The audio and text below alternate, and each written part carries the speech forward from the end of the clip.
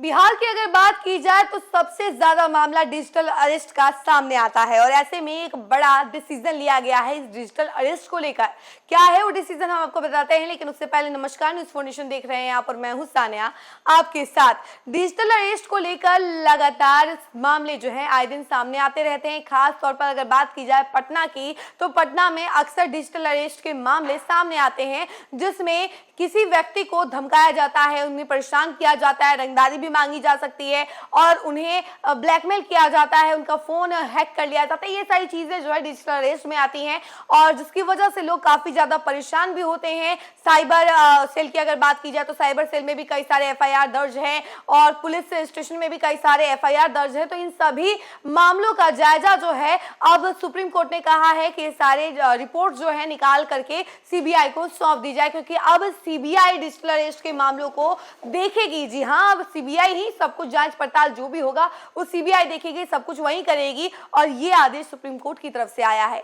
पूरा मामला क्या है हम आपको विस्तार से बताते हैं। बिहार के साइबर और पुलिस थानों में दर्ज डिजिटल अरेस्ट के सभी मामलों की जांच अब सीबीआई करेगी। सुप्रीम कोर्ट के निर्देश पर ये सभी मामले सीबीआई को स्थानांतरित किए जाएंगे। साइबर अपराध से जुड़े मामलों की नोडल आर्थिक अपराध इकाई यानी कि ईओयू इसको लेकर तैयारी में जुटी हुई है। ईओयू के मुताबिक बिहार में इस साल डिजिटल अरेस्ट के 100 से अधिक मामले दर्ज हुए हैं। इनमें आधे मामले सिर्फ राजधानी पटना में घटित हुए हैं। ईओयू सूत्रों से मिली जानकारी के मुताबिक सुप्रीम कोर्ट के फैसले के बाद राज्य के सभी साइबर और पुलिस थानों से डिजिटल अरेस्ट केस का ब्यौरा मांगा गया है। दरअसल डिजिटल अरेस्ट के ज्यादातर मामलों में साइबर ठग प्रवर्तन एजेंसियों, सीबीआई, ईडी आदि का भय दिखाकर ही पीड़ितों को बंधक बनाते हैं, फिर डरा धमकाकर बड़ी राशि अपने खाते में ट्रांसफर करा लेते हैं।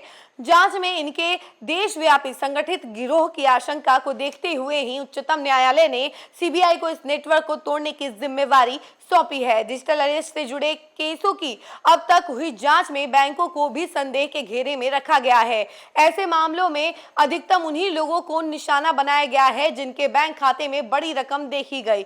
इसके साथ ही साइबर ठगों के बैंक खाते में ट्रांसफर हुई बड़ी राशि को रोकने की भी कोई व्यवस्था नहीं मिली। उदाहरण के रूप में पिछले साल पटना विश्वविद्यालय की सेवानिवृत्त महिला प्रोफेसर को मनी लॉन्ड्रिंग केस में गिरफ्तारी का भय दिखा कर 3 करोड़ रुपए से अधिक की ठगी कर ली गई।